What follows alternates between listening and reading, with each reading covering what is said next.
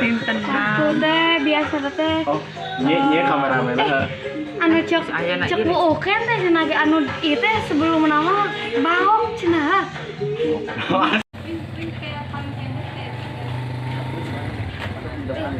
Halo.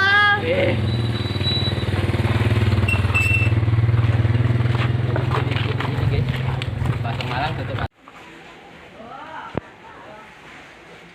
nya nah. Kah? Udah sejarah desa kan? Nuhun. Assalamualaikum warahmatullahi wabarakatuh. Waalaikumsalam.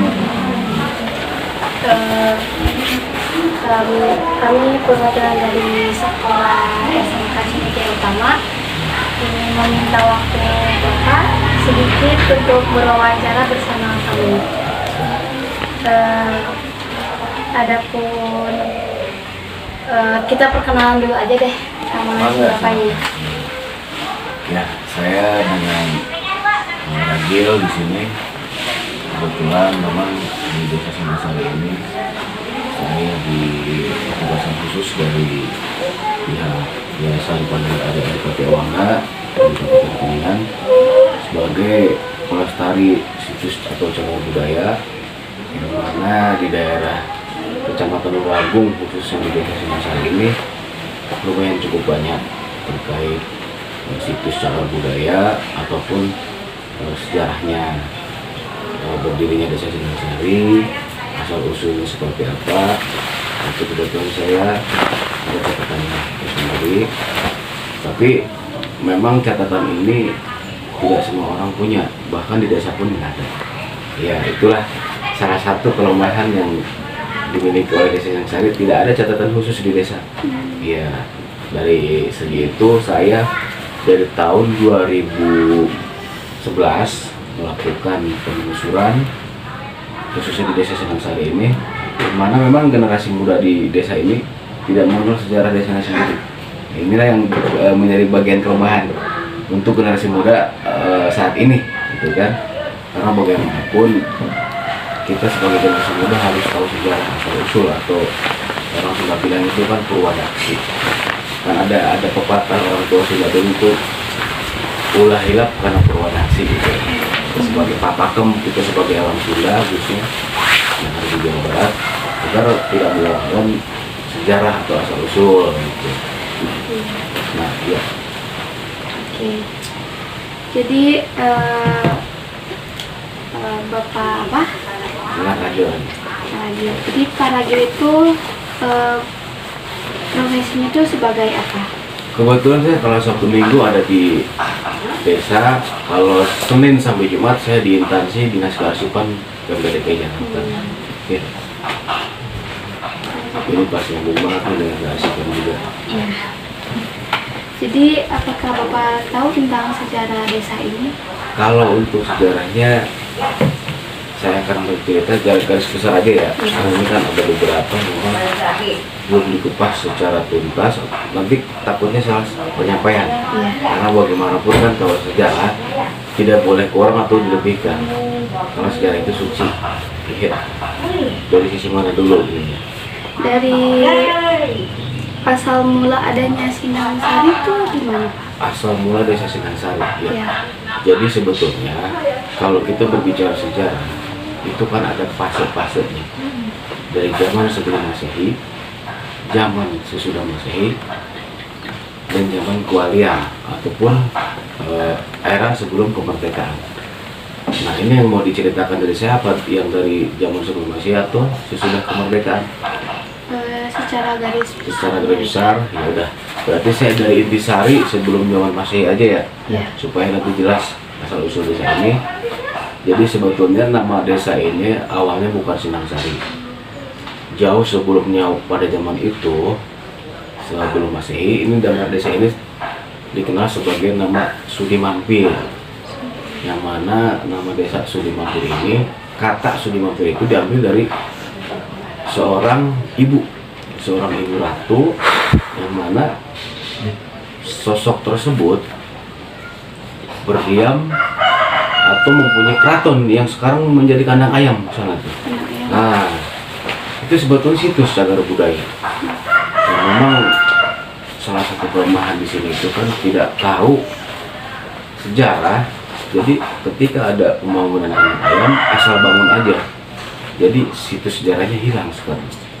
Nah, kata Sinangsari berasal dari nama seorang sosok Ibu Ratu atau Ibu Ratu Sudimampir dalam yang dikenal di desa ini sebagai Ibu Ratu Manika Sinten, yang berasal dari Sido Mampir Gunung Keling Kuningan, yaitu pada zaman 400 sebelum Masehi. Ya, nah, karena beliau mendirikan sebuah keraton atau kaputren pada zaman tersebut, dan beliau mempunyai beberapa dayang ataupun pengubalan ataupun orang-orang kepercayaan yang mana sampai saat ini hingga masih ada atau makamnya sebagai bukti bahwa di situ ada peradaban pada zaman tersebut.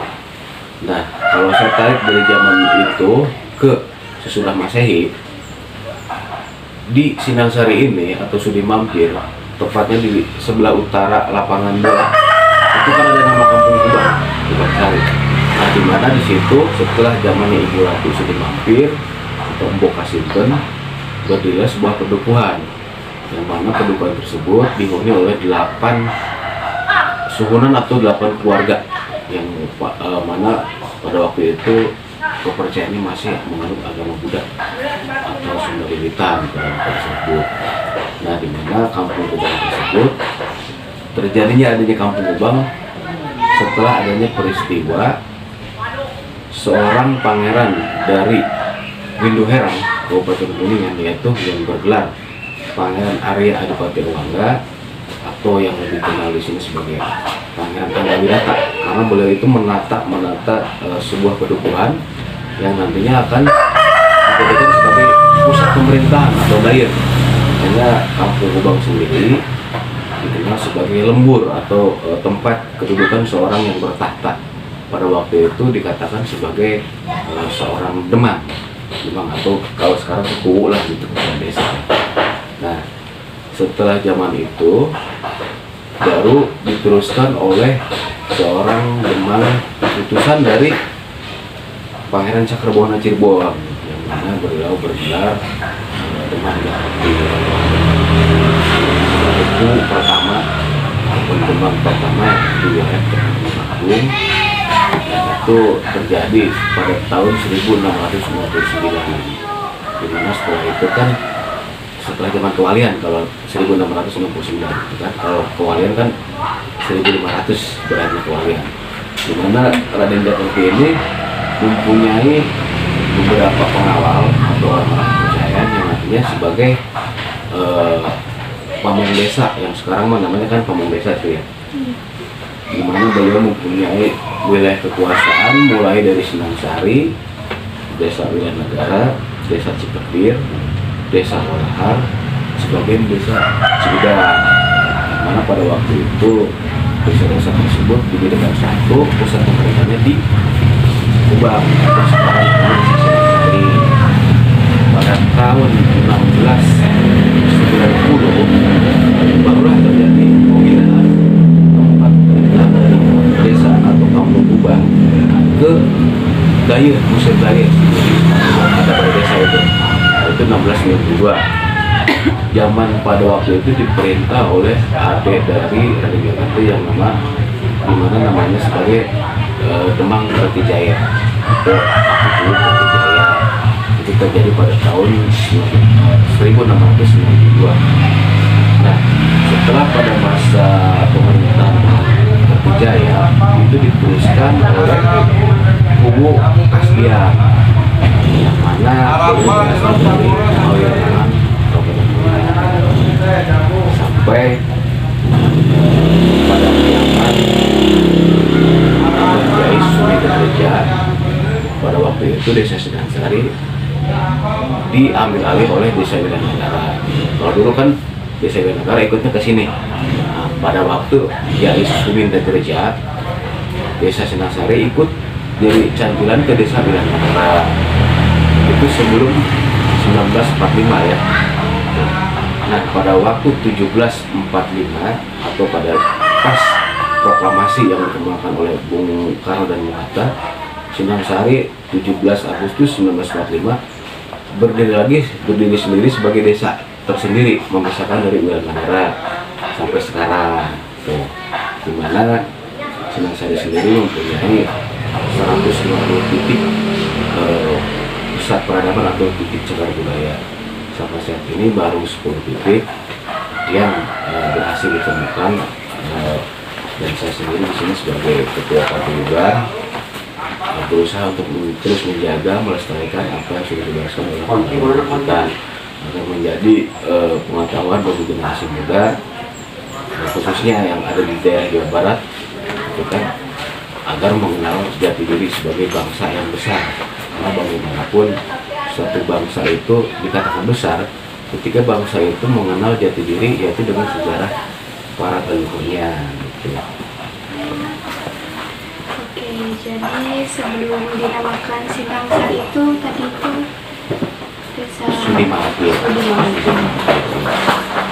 Sebetulnya kan dari Sudimahathir itu ada lagi, namanya ada lagi, cuman kan kalau diurai secara lebih mendetail tidak cukup panjang gitu. Mungkin nanti saya kasih catatan, kan? Cuman kan catatan tersebut itu ada di Arsip Nasional. Waktu itu kan catatan saya dibawa ke sana, tidak ada penelitian. Mungkin untuk minggu depan bisa diambil ke sini atau bagaimana? Kan untuk bahan kan ada juga. Kalau sekarang masih di Arsip Nasional. Termasuk ada kitab-kitab tuanya, di mana dari satu kata sudah diterjemahkan. Jadi sekarang kita mulai ke sesi yang di materi-materi sini aja tuh ya Pak. Kalau rata-rata pekerjaan di orang-orang sini itu apa? Mata pencaharian. Ya, mata pencahariannya. Dari angka 100% mata pencaharian penduduk saya ini sebagian itu kan swasta. Kita pola tidur, ini juga di global persentasenya itu sesuai dengan untuk di sini. Dan memang di sini itu kan dari segi indeks prestasi nasional masih rendah, terutama kalau jenjang pendidikan.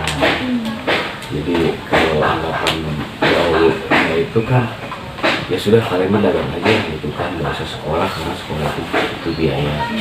Nah sekarang saya rubah paradigma seperti itu, bagaimana caranya memajukan atau menaikkan IPM-nya, dimana memang harus sekolah. Pendidikan itu kan penting, bagaimanapun pendidikan itu sangat penting. Saya pernah dengan pelan-pelan dibagi dengan beberapa rekan juga mencoba sosialisasi bahwa pendidikan itu sangat penting, karena tanpa pendidikan dunia ini kan tidak akan bisa dimiliki.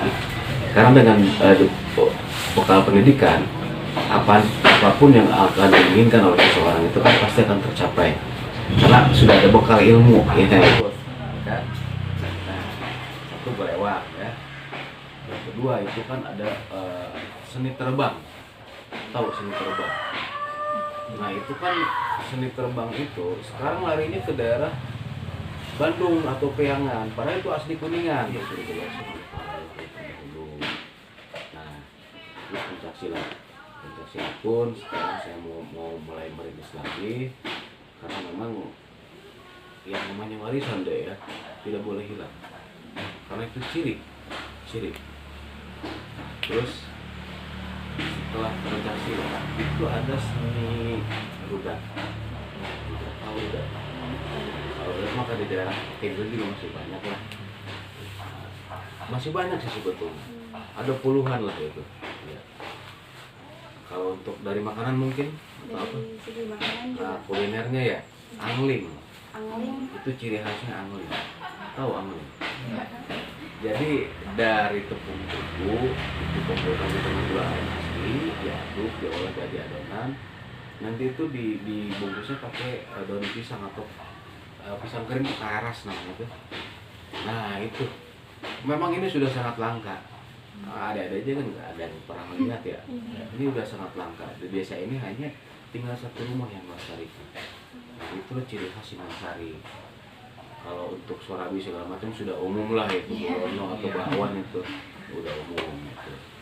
Nah terus bakar-bakaran itu kan memang untuk ritual acara syukuran gitu kan, karena Sinasari ini memang biasanya kecil tapi memang kaya akan unsur budaya dan seninya. Walaupun untuk zaman sekarang saat ini tidak semua generasi mudanya itu mengetahui gitu. Karena saya menggiringnya untuk generasi muda sekarang harus tahu, memang butuh perjuangan yang sangat berat karena harus diedukasi dulu gitu kan, apa sih itu sejarah, apa itu seni budaya, apa itu ciri khas atau kuliner yang memang kita miliki dari dulu sampai sekarang tidak pernah ditemukan lagi. Nah saya lagi mengedukasi masyarakat secara perlahan supaya timbul lagi gitu, nantinya kan jadi kebanggaan, ciri khasnya itu kan nanti timbul lagi gitu. Iya. Dan yang tadi itu udah terjawab semua. Oh iya, itu kan hanya garis besar. Iya. Kalau untuk detailnya saya nanti akan kasih catatannya supaya ada juga tahu akan sejarah gitu kan, karena memang ini buku sejarah Kuningan sendiri sudah jadi sebetulnya, cuman kan geopolitik seperti ini kita menunggu waktu yang tepat. Ada beberapa tadi yang nggak saya sebutkan karena menunggu waktu saya juga